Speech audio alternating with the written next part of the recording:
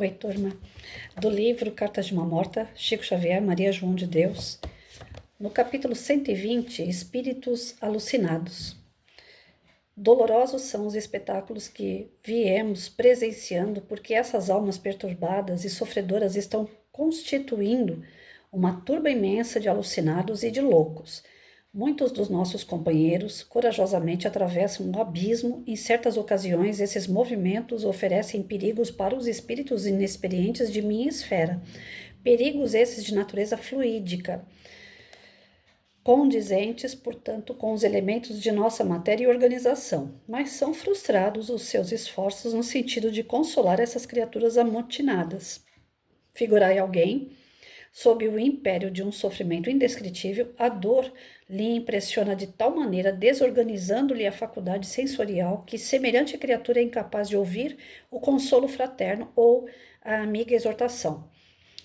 É talvez devido a esse estado de extrema perturbação que as almas aflitas em cujo socorro estamos ocupados não nos ouvem, entregando-se às mais dolorosas imprecações, súplicas, brados, angustiosos, soluços, gemidos repercutem junto de nós e temos procurado no refúgio da prece a Deus os recursos necessários para essas coletividades espirituais. Egressas do planeta nesses últimos dias, são muito raras as individualidades que conseguem ouvir o nosso chamado ou aprender as nossas observações. Muitos Muitos são os chamados e poucos os escolhidos, né? A oportunidade é para todos. A espiritualidade ajuda o tempo todo, né? Para que todos possam ouvir a espiritualidade maior. Mas nem todos estão querendo ouvir, nem todos estão preparados para isso, não estão amadurecidos para isso. Eu tenho visto o seguinte, gente, eu tô com 2 exemplos assim que estão me martelando no dia a dia, né? São 2 casos semelhantes de pessoas que estão passando por uma situação muito parecida, né? Entes queridos doentes. E um com aquela fé, com aquela resignação, com o seu entendimento do lado espiritual, mais brando, mais equilibrado, aguardando, né, através da sua fé, através das suas orações, do seu pedido de orações, que algo se faça perante aquele ente que está doente. Seja o seu desencarne tranquilo ou o seu retorno para nós, né? Para o seu meio material. Um outro que não tem uma espiritualidade mais desenvolvida, porém uma excelente pessoa, mas não tem uma espiritualidade, é muito materialista, sofrendo demais, pedindo orações, orando do seu jeito, né? E no meio desse desequilíbrio todo, a gente vê que existe uma piora daquela pessoa que está internada por parte dessa outra família. Então a melhora está vindo numa família mais espiritualizada e a piora está vindo numa família mais materializada. Independente se fosse o contrário, né?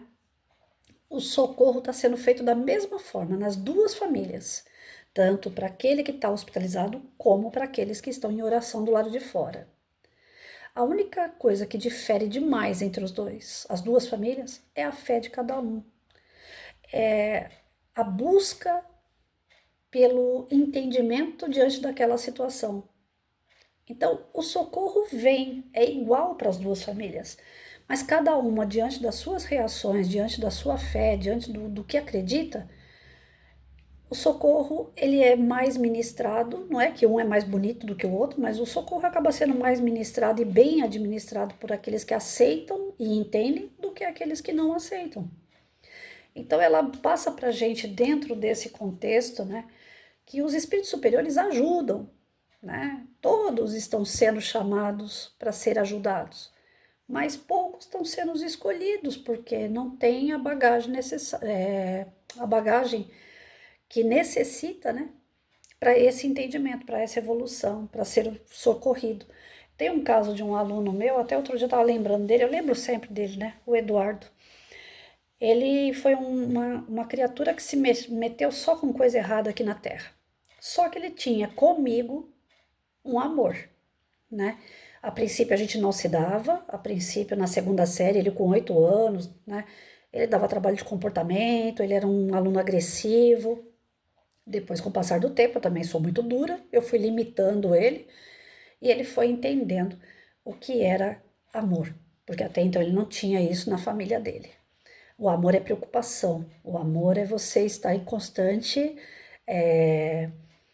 Como que eu posso dizer? Eu pegava demais no pé dele, né? Eu estava em constante briga com ele, mas era pro bem dele. E ele foi entendendo isso. Enfim, ele já estava entrando na fase de furto, né? De fazer coisas bem erradas mesmo. Aí teve uma vez que ele chegou na sala de aula e trouxe para mim uma mãozinha que abraça um celular. Eu nem tinha celular na época. Era uma mãozinha do Mickey, né? De plástico assim, bem vagabundinho. Ele trouxe uma nota junto e falou: professor, eu não roubei. Eu não pedi dinheiro. Eu trabalhei para conseguir comprar isso aqui para a senhora. E tá aqui a notinha, né? Eu entrei na loja de R$ 1,99 e comprei isso aqui para a senhora. Aí eu tinha um livro de Minutos de Sabedoria, coloquei dentro dele, né, daquele suporte, e ficou dentro do meu armário ali. Todos os dias eu fazia a leitura do Minutos de Sabedoria para os alunos e sempre utilizando aquele suporte. A vida toda ali na sala de aula com aquele suporte. Então eu tinha do Eduardo um lado que muitas poucas pessoas tiveram, o amor. E aí, 18 anos, ele estava envolvido com droga, envolvido com uma série de coisas, foi morto. Foi morto de uma forma muito bruta e a gente foi buscar ele lá no umbral onde ele estava, com até o pescoço de lama, enterrado, blasfemando, revoltado, xingando. E toda vez que a equipe espiritual me levava, era para que utilizasse da energia que eu tenho, de matéria, que eu sou muito também materialista, eles utilizassem aquele amor que eu tinha pelo garoto para ver se tocava ele e ele se arrependesse de alguma forma, de algumas coisas que ele fez, para que a gente pudesse tirar ele dali. Pois muitas vezes eu fui, muitas vezes não deu certo, né? Isso, uma equipe espiritual superior, utilizando uma pessoa bem inferior, né, como eu, mas com o amor, que eu acho que a única pessoa que tinha o amor por aquela criatura era eu, para ver se tocava ele e tirava ele de lá. Então eles usam todos os recursos que vocês podem imaginar, desde o recurso direto, né, de espírito para encarnados, espírito para espírito. A influenciação de um com o outro vai de acordo com a necessidade, com o merecimento, né? Chegou a hora, então eles vão lá e tentam ajudar. Em guerras, né?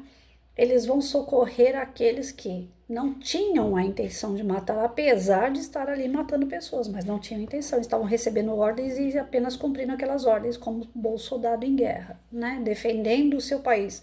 A intenção era defender, não era atacar. Mas para defender precisava atacar. Então, a intenção faz com que eles cheguem perto e socorram.